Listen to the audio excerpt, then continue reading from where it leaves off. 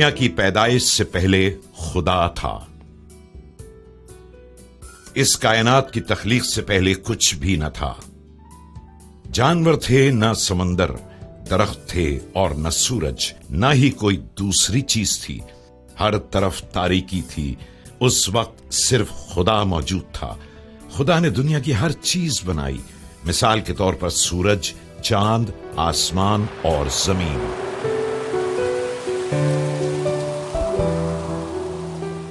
Bible کے ذریعے خدا ہم کلام ہوتا ہے. بائبل کے وسیلے خدا ہم سے ہم کلام ہوتا ہے. بائبل ہمیں خدا کے بارے میں سمجھاتی ہے. خدا تمام لوگوں سے محبت رکھتا ہے. بائبل ہمیں خوشی اور اطمینان حاصل کرنے کا راستہ بتاتی ہے. سب کچھ بائبل ہی سے بتایا جائے گا.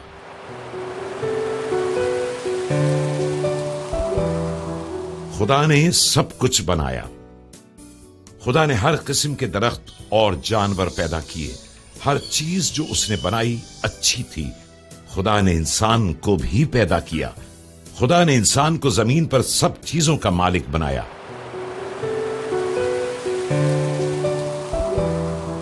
آدم اور حوا نے نافرمانی کی. پہلے انسان آدم اور حوا کہلائے. وہ خوشی خوشی باغ عدن میں رہتے تھے. خدا نے حکم دیا تم باغ کے ہر درخت کا پھل کھا سکتے ہو، پر جو درخت باغ کے عین بیچ میں ہے اس کا پھل نہ کھانا. لیکن آدم اور حوا نے اسی درخت کا پھل کھایا. اس نافرمانی کے سبب انہوں نے گناہ کیا. اس لیے خدا نے انہیں سزا دی اور باغ سے نکال دیا. اس وقت سے سب لوگ دکھ، بیماری اور موت کا شکار ہو چکے ہیں.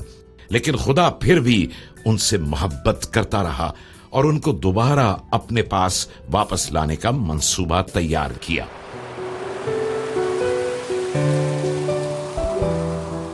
قائن نے حابل کو قتل کیا.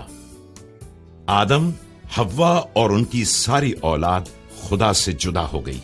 قائن اور حابل آدم اور حوا کے بیٹے تھے. قائن اپنے بھائی حابل سے نفرت کرتا تھا. اس نے حابل کو ہلاک کر دیا تھا. جو برائی آدم اور حوا نے کی تھی وہ اب ان کی اولاد میں آ گئی تھی.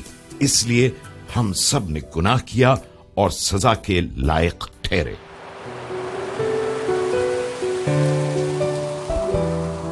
نوح نے کشتی بنائی.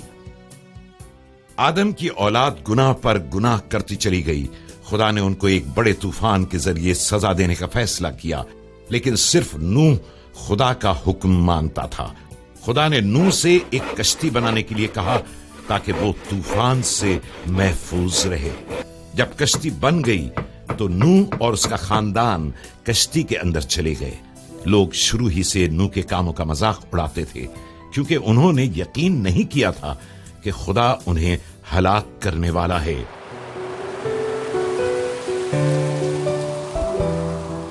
خدا نے طوفان سے نوح کا خاندان بچایا. بڑے زور کی بارش برسنے لگی جس کے باعث ایک بہت بڑا سیلاب آ گیا. سب چیزیں پانی میں ڈوب گئیں.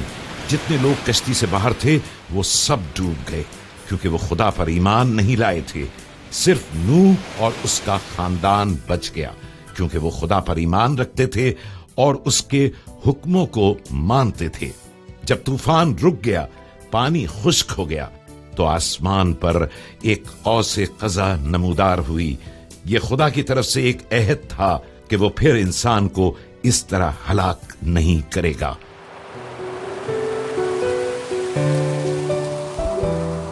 اسحاق ابراہم اور سارہ کا بیٹا تھا.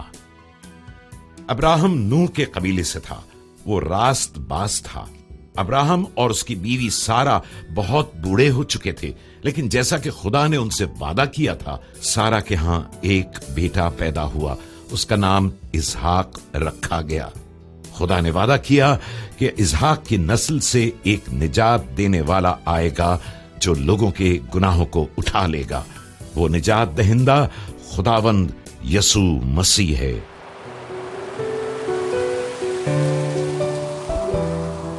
خدا نے موسیٰ کو شریعت دی. موسیٰ ابراہم اور اسحاق کے قبیلے سے تھا. موسیٰ خدا پر ایمان رکھتا تھا. خدا نے موسیٰ کو پہاڑ پر جانے کے لیے کہا वहां खुदा ने मूसा को शरीयत दी। मूसा पहाड़ से नीचे उतरा और उसने शरीयत लोगों को दी। खुदा ने कहा, सब लोगों को मेरी शरीयत मानना होगी।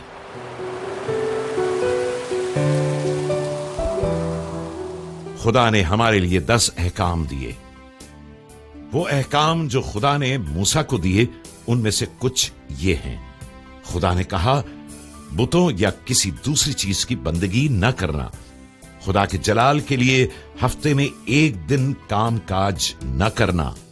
बच्चे अपने वालिदैन का हुक्म माने और कभी झूठ न बोलें। किसी का खून न करना।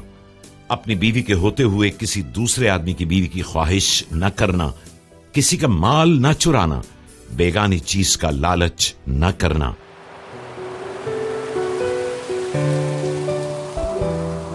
गुनाह के लिए कुर्बानी दी गई।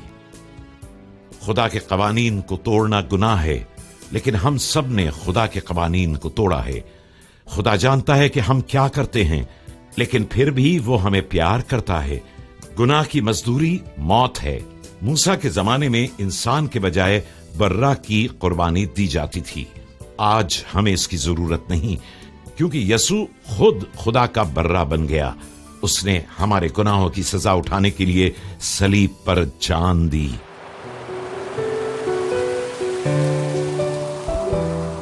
फरिश्ता यूसुफ और मरियम के पास आया। एक तवील अरसे के बाद फरिश्ता कुंवारी मरियम के पास आया और कहा कि खुदा के रूहुल कुद्स की कुदरत से तेरे यहां बेटा पैदा होगा। तू उसका नाम यसू रखना, वो निजात दहिंदा होगा। फरिश्ता यूसुफ के पास भी आया, जिसकी मंगनी मरियम से हुई थी। फरिश्ते ने कहा कि मरियम को न छोड़ना, वो बच्चा खुदा की तरफ से होगा।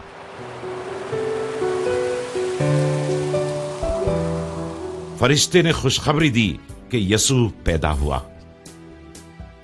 यूसुफ और मरियम बैतलहम को गए और यसू की पैदाइश का वक्त आ गया। वो चरनी में पैदा हुआ। उसी रात फरिश्ते चरवाहों पर जाहिर हुए और उनको बताया कि उनके लिए एक निजात दहिंदा शहर बैतलहम में पैदा हुआ है। वो जल्दी से बैतलहम को गए और यसू को सजदा किया। यसू दुनिया में खुदा के अहद को पूरा करने के लिए आया, जो उसने इंसान के साथ बांधा था।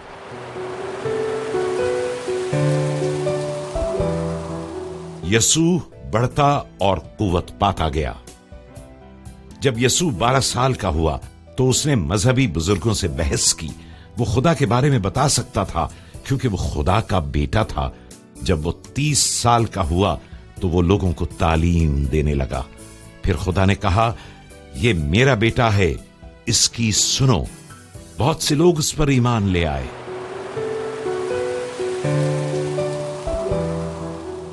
मौजज़ों से उसकी खुदाई ताकत जाहिर हुई। यसू पानी पर चला।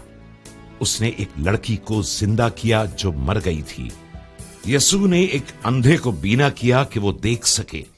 बदरूहें भी उसका हुक्म मानती थीं। जब लोगों ने मौजज़े देखे तो उसके पीछे हो लिए।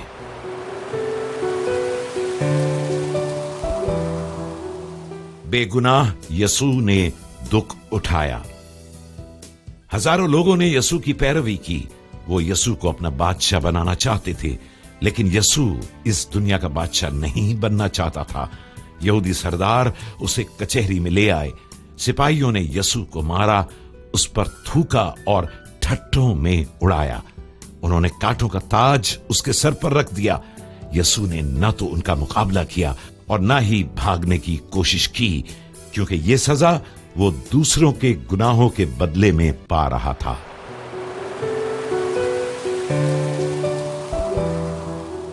हमारे गुनाहों के लिए यसू का खून बहाया गया। सिपाहियों ने यसू को सलीब पर कीलों से जड़ दिया। उसका खून बह निकला और उसने जान दे दी। एक सिपाही चिल्ला उठा, बेशक ये खुदा का बेटा था। यसू के मरने के बाद उसके दोस्तों ने उसकी लाश को सलीब पर से उतारा और कफन में लपेटकर कब्र में रख दिया। कब्र के मुंह पर एक बड़ा पत्थर रख दिया गया।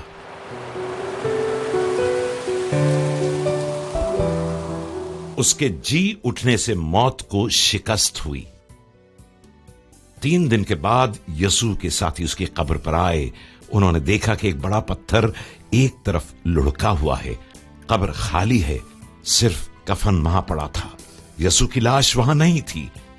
फरिश्तों ने उन लोगों को खबर दी कि यीशु यहां नहीं है, वो जी उठा है। फिर उनको याद आया कि यीशु ने कहा था, मैं तीसरे दिन जी उठूंगा।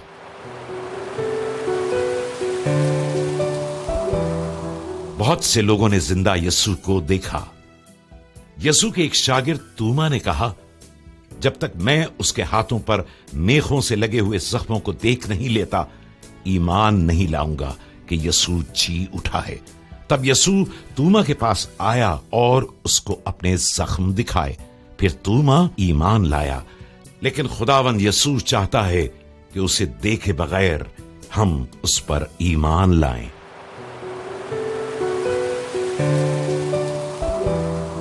यीशु आसमान पर चढ़ गया। जी उठने के 40 दिन बाद यीशु अपने शागिर्दों को एक पहाड़ी पर ले गया। उसने कहा, अब मैं आसमान पर चला जाऊंगा।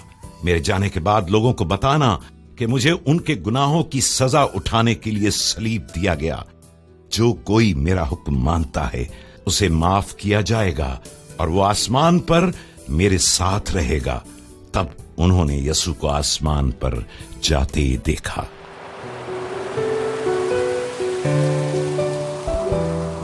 सलीब पर कुर्बानी से हमें निजात मिली। सलीब हमें यीशु की मौत की याद दिलाती है। यीशु ने कभी गुनाह नहीं किया। यीशु ने हमारे गुनाहों की खातिर मौत कबूल की। उसने दूसरों के गुनाहों की सजा बर्दाश्त की। यही एक कुर्बानी है जिससे खुदा मुतमईन है। जब हम अपने गुनाहों का इकरार करते हैं और यीशु पर ईमान लाते हैं तो हमारे गुनाह माफ हो जाते हैं।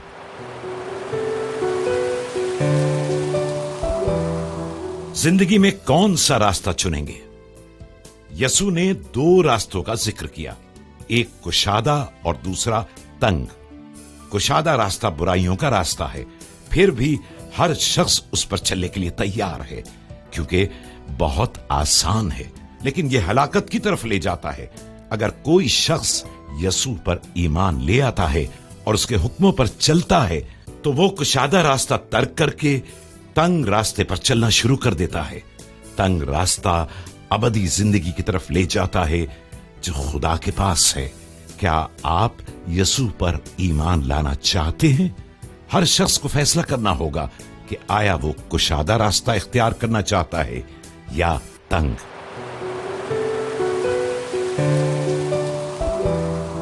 खुदा के खानदान में हर कौम शामिल है। जब यीशु ने जान दी तो खुदा ने इंसान के गुनाहों के बदले में जानवरों की कुर्बानी का सिलसिला बंद कर दिया।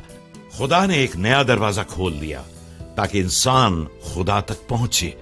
खुदा चाहता है कि हर कबीला और कौम के लोग उसके रास्तों पर चलें।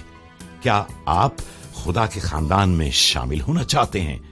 जब हम खुदा बाप को पुकारते हैं तो वो हमें अपने फर्जंद बनने का हक बख्शता है।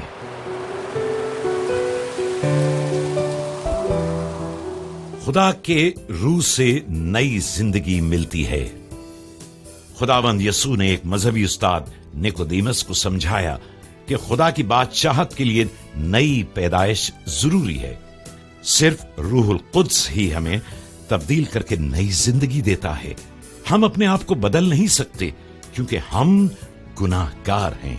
अगर हम तौबा करें तो गुनाह माफ हो जाते हैं, फिर पाक रूह हम में बस जाता है।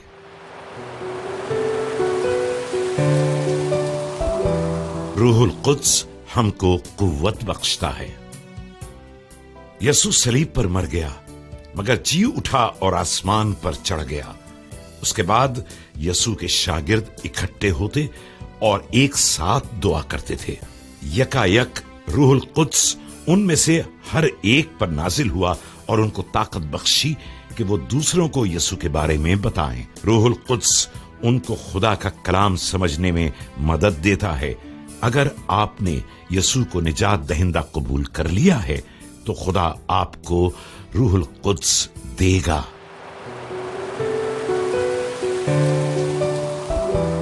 نور میں یسوع کے ساتھ چلتے رہو۔ یسوع پر ایمان لانے سے پہلے ہم روحانی طور پر اندھیرے میں چلتے ہیں۔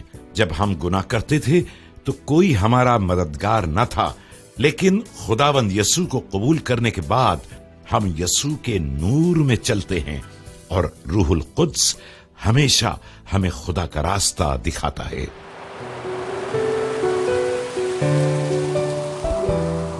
خدا سے محبت رکھو، نہ کہ دنیا سے۔ خدا فرماتا ہے کہ مسیحی اپنے پرانے طریقے چھوڑ دیں اور دنیاوی چیزوں سے محبت نہ رکھیں۔ ایک مسیحی آسمانی چیزوں کے دھیان میں رہتا ہے، وہ خدا کے بتائے ہوئے راستوں پر چلتا ہے اور اس قدر شکر گزار ہوتا ہے کہ خدا اس کے سارے گناہ معاف کر دیتا ہے۔ کسی بھی مسیحی کو حرام کاری، لڑائی جھگڑا، چور چکاری، بت پرستی یا قبر پرستی نہیں کرنی چاہیے۔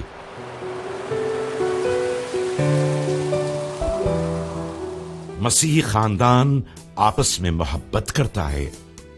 مسیحی خاندان کو خدا کے کلام کے مطابق رہنا چاہیے۔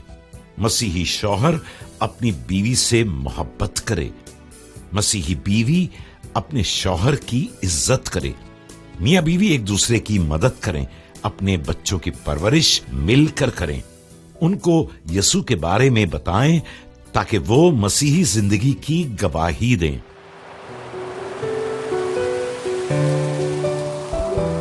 اپنے پڑوسی اور دشمن سے محبت کرو۔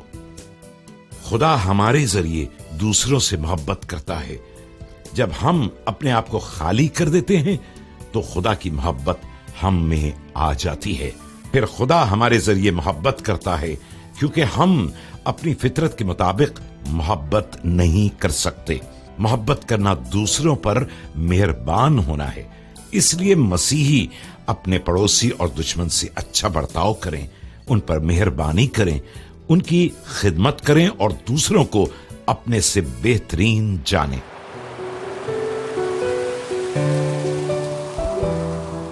بت پرستی اور قبر پرستی ختم کرو۔ جادو ٹونے، تعویذ، بت پرستی اور قبر پرستی بے فائدہ ہیں۔ پیروں پر بھروسہ نہ کریں، خدا ان سب سے طاقتور ہے۔ سب چیزوں کو چھوڑ کر صرف ایک خدا پر اعتماد کریں، وہ سب کچھ کر سکتا ہے۔ یسوع نے کہا، تم دو مالکوں کی خدمت نہیں کر سکتے۔ بیماری، مصیبت اور تکلیف کے وقت ایمان کے ساتھ صرف خدا سے دعا مانگیں، سب کچھ خدا کے ہاتھ میں ہے۔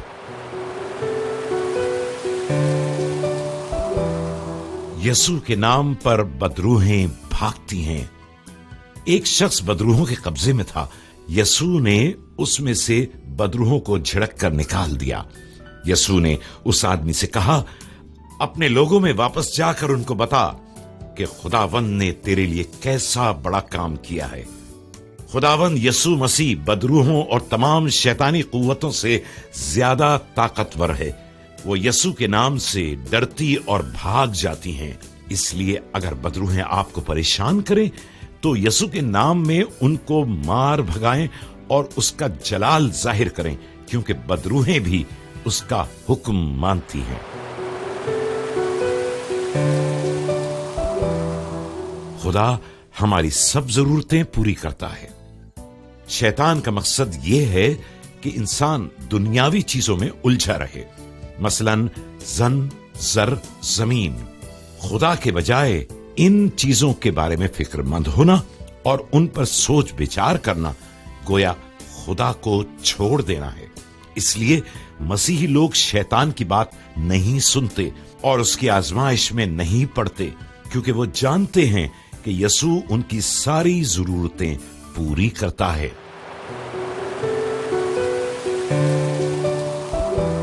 اگر ہم توبہ کریں تو خدا معاف کرتا ہے۔ یسوع نے ایک نوجوان کی تمثیل بیان کی جس نے اپنے باپ کی دی ہوئی جائیداد کا سارا حصہ عیش و عشرت میں برباد کر دیا۔ جب پیسے ختم ہو گئے تو اسے اپنی حالت کا احساس ہوا۔ وہ واپس اپنے باپ کے پاس گیا اور اپنے گناہوں کا اقرار کر کے اس سے معافی مانگی اور کہا، میں اس لائق نہیں کہ تیرا بیٹا بنوں۔ پھر باپ نے اس کو معاف کر دیا اور اپنے خاندان میں شامل کر لیا۔ اگر ہم گناہوں پر شرمندہ ہو کر یسوع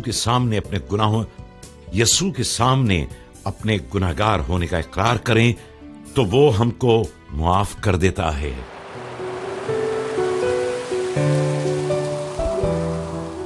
یسوع بیماروں کو شفا دیتا ہے۔ ہر شخص بیمار ہو سکتا ہے۔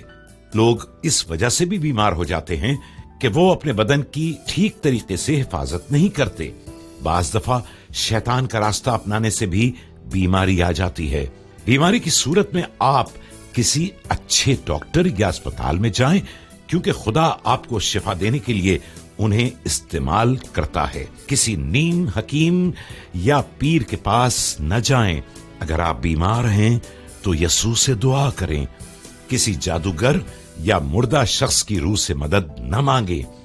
یسوع بیماروں کی دعائیں سنتا اور شفا دیتا ہے۔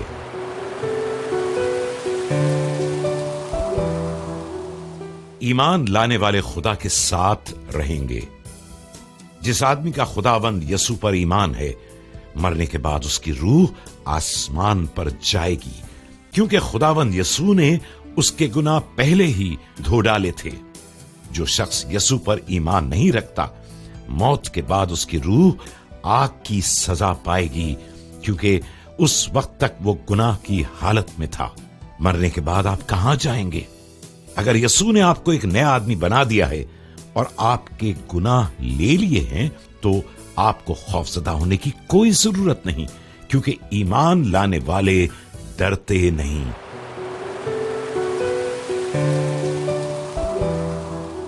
مسیحی یسوع کے بدن کا حصہ ہے۔ ہمارے بدن کے حصے اپنا اپنا کام کرتے ہیں۔ آنکھ دیکھنے کا، منہ بولنے کا اور کھانے کا، اور کان سننے کا۔ ہر حصے کا کام الگ ہے، کسی کا زیادہ، کسی کا تھوڑا۔ اگر ایک حصہ دکھ پاتا ہے تو اس کے ساتھ سارا بدن دکھ پاتا ہے۔ ہر مسیحی بدن کے ایک حصے کی مانند ہے۔ ہر مسیحی کو اپنا کام انجام دینا ہے۔ مثال کے طور پر بشارتی کام کرنا، روحانی گیت گانا اور خدمت کرنا۔ لیکن ہر مسیحی کو یسوع کے لیے کام کرنا ہے، یہاں تک کہ اس کے لیے جان بھی دے دینی ہے۔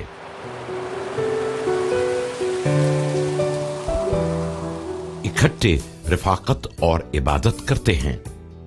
مسیحیوں کے لیے بہتر ہے کہ وہ ایک ساتھ عبادت کریں، دعا کریں، گیت گائیں اور خدا کے کلام میں سے سیکھیں۔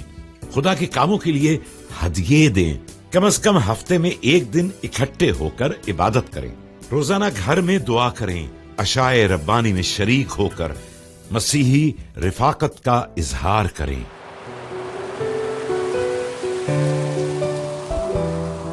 یسوع عدالت کے لیے پھر آئے گا۔ یسوع دوبارہ واپس آ رہا ہے۔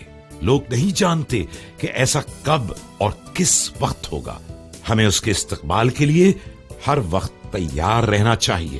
پھر یسوع نے اپنے شاگردوں سے کہا، میرے باپ کے گھر میں بہت سے مکان ہیں، میں چاہتا ہوں تاکہ تمہارے لیے جگہ تیار کروں، اور اگر میں جا کر تمہارے لیے جگہ تیار کروں تو پھر آ کر تمہیں اپنے ساتھ لوں گا، تاکہ جہاں میں ہوں تم بھی ہو۔ اگر یسوع اسی وقت آ جائے تو کیا آپ اس کے ساتھ جانے کے لیے تیار ہیں؟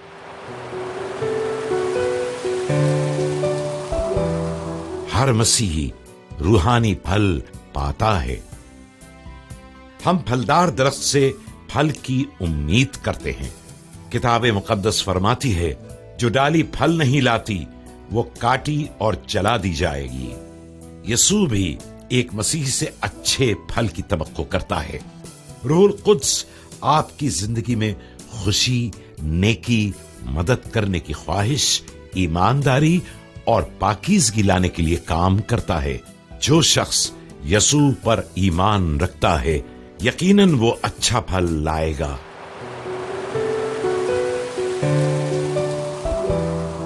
जो सीखा है दूसरों को बताएं।